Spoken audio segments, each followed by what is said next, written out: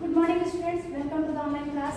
You are the student of class 9 and today I am going to teach you biology. Today's topic is osmosis and diffusion, and today is 22 June 2026. Now I am going to start today's online class.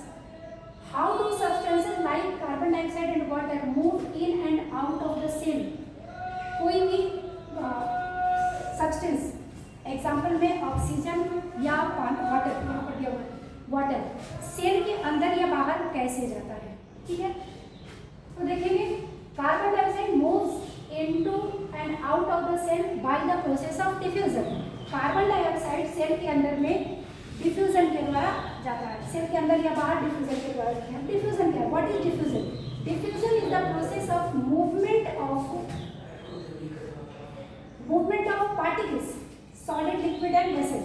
Movement of particles from the region of higher concentration to the region of lower concentration. ज्यादा से कम की तरफ जाता है, उसे कहते हैं, क्या कहते हैं? ऑस्मोसिस, ठीक है। और डिफ्यूजन, यहाँ पे पार्टिकल्स, कोई भी पार्टिकल्स है, सॉलिड पार्टिकल्स है, कोई गैस पार्टिकल्स है, उनका मूवमेंट कहलाता है डिफ्यूजन। तो जब डिफ्यूजन में हायर कंसंट्रेशन से कोई भी पार्टिकल्स लोअर कंसंट्रेशन की तरफ जाता है, तब तक जाता है जब तक कि इक्वल ना हो जाए, ठीक है ना।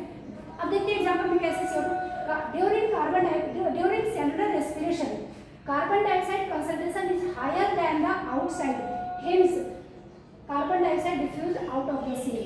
जैसे ही हम कार्बन डाइऑक्साइड को सेलुलर रेस्पिरेशन होता है, सेल के अंदर में माइटोकॉन्ड्रिया में एनर्जी फॉर्मेशन के बाद कार्बन डाइऑक्साइड फॉर्मेशन होता है और उस सेल के अंदर में कार्बन डाइऑक्साइड का कंसंट्रेशन ज़्यादा हो जाता है और आउटसाइड सेल के आउटसाइड कंसंट्रेशन कम रहता है।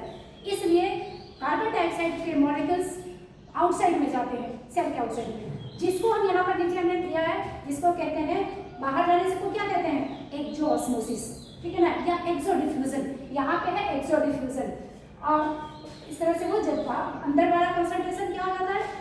लो हो जाता है और बाहर का कंसंट्रेशन हाई हो जाता है। यहाँ पर देखिए कि सेकंड क्वेश्चन है कि हाउ वाटर मूव इन और out from the cell, that is happens by the osmosis process. Osmosis के द्वारा वाटर मूवमेंट, वाटर मींस कोई भी सॉल्वेंट मूवमेंट। तो सॉल्वेंट मूवमेंट कैसे होता है? हायर टू लोअर कंसंट्रेशन, कोई भी चीज हायर टू लोअर ही होता है। तो ऑस्मोसिस देखते हैं। Osmosis is the process of movement of solvent from the higher concentration to the lower concentration.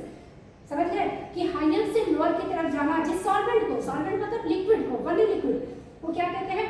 Osmosis. और अगर वो पार्टिकल्स हो तो डिफ्यूजन, सेम चीज है। When pure water which not have any minerals, pure water having high solvent concentration, pure water में कोई भी मिनरल्स कम है, इसका मतलब क्या है कि वाटर मॉलिक्यूल्स ज्यादा है। वाटर मतलब सॉल्वेंट मॉलिक्यूल्स हाई है। Separated from the cell sap having low solvent concentration. Cell sap मतलब सेल के अंदर की चीज है। तो सेल के अंदर वाटर कंसंट्रेशन कम है और सेल के बाहर वाटर कंसंट्रेशन ज्यादा है। तो वहां पर क्या होगा? वाटर आउटसाइड से इनसाइड की तरफ जाएगा सेल के अंदर, जिसको कहते हैं, क्या कहते हैं जिसको? एंडोऑस्मोसिस, ठीक है ना। उस सिचुएशन में अगर सेल का कंसंट्रेशन ज्यादा हो जाए, सॉल्वेंट कंसंट्रेशन, तो सेल बाहर भेजेगा अपने वाटर मॉलिक्यूल्स को, किसके द्वारा?